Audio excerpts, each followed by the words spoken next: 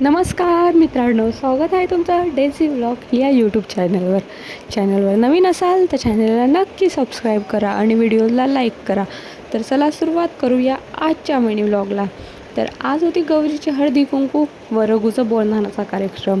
त्यासाठी डेझू आणि मी छान रेडी झालो व निघालो बोरनानाच्या आणि हळदी कुंकवाच्या कार्यक्रमासाठी. आम्ही गेल्यानंतर कार्यक्रम सुरू झाला होता व रघूच्या बोरनानाच्या कार्यक्रमासाठी सर्वांनी आधी त्याचं ऑक्शन करून घेतलं. तर मित्रांनो, तुम्हाला बोरनान का करतात हे जर माहीत नसेल तर कमेंट करून नक्की सांगा. मला तसं एक छोटंसं कारण माहिती आहे, जे मी तुमच्यासोबत आज शेअर करणार आहे, जे मला माझ्या आजीने सांगितलं होतं. माझ्या आजीने असं सांगितलं होतं की बोरनान सर्वात आधी श्रीकृष्णांचं केलं होतं.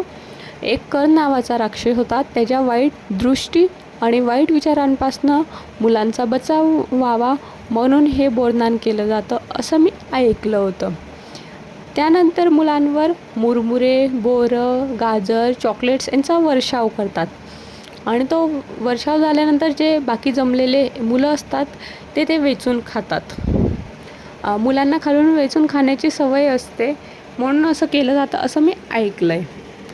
आणि त्याच निमित्ताने सर्व मुलं एकत्र भेटतात, मस्ती करतात, एन्जॉय करतात, चॉकलेट्स खातात.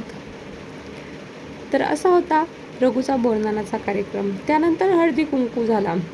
हळदी कुंकवाला पण आम्हाला छानसं गिफ्ट भेटलं आहे, जे मी तुम्हाला शेवटी शेअर करते.